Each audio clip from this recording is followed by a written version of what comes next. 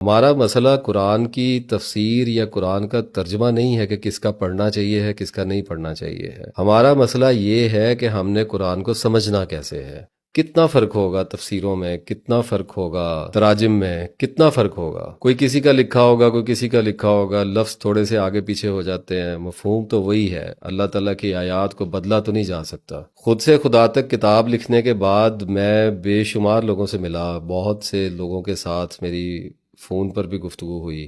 یہ سلسلہ چلتا رہتا ہے. اور میں آپ کو سچی بات بتاؤں کہ مجھے ایسے لوگ بہت ہی کم ملے، اور یہ میرے لیے بڑے افسوس اور صدمے کی بات بھی تھی کہ لوگوں کی اکثریت نے مکمل قرآن پاک ترجمے کے ساتھ نہیں پڑھا ہوا. تو سمجھ کیسے آئے گی؟ سب سے پہلی بات تو یہ ہے کہ اپنی زندگی میں مرنے سے پہلے ایک بار، کم از کم ایک بار، قرآن پاک کو مکمل ترجمے کے ساتھ یوں پڑھ لیں جیسے کسی اردو ادب کی بہترین کتاب کو پڑھتے ہیں. اللہ تعالیٰ کی آیات پڑھنے والے بہت ہیں. جس نے قرآن کو ترجمے کے ساتھ نہیں پڑھا وہ آیات کو پڑھنے کی، عربی کو پڑھنے کی فکر نہ کرے. اللہ تعالیٰ کے لاکھوں کروڑوں بندے ہیں جو دن رات اللہ تعالیٰ کے قرآن کو پڑھتے ہیں، تلاوت کرتے ہیں. ایک بار سب سے پہلے مکمل قرآن مجید ترجمے کے ساتھ پڑھنا چاہیے. یہ میری ریکمنڈیشن ہے. اس سے کتاب اللہ کے ساتھ آپ کا رابطہ جڑ جائے گا، آپ کا دل جڑ جائے گا. اور دوسری بات میں یہ عرض کرنا چاہتا ہوں کہ قرآن پاک پڑھتے ہوئے جب بھی کوئی سورہ آپ شروع کریں، جیسے مثال کے طور پہ سورہ یوسف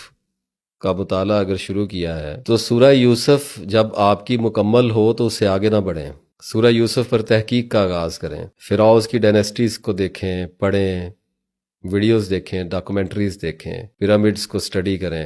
اپنے پروفٹ حضرت یوسف علیہ السلام کی حیات مبارکہ کا مکمل مطالعہ کریں. مکمل ترین گہرائی اور جزیات کے ساتھ سورہ یوسف کو پڑھنے کی کوشش کریں، اس کے بارے میں جانیں. اور ایک وقت ایسا آپ پر آ جائے گا جب آپ کو سورہ یوسف کے بارے میں بہت سی معلومات ایسی حاصل ہوں گی جو اس سے پہلے نہیں تھیں. اس کے بعد سورہ یوسف کو دوبارہ پڑھ کے دیکھیے، اب آپ کو کیسی لگتی ہے.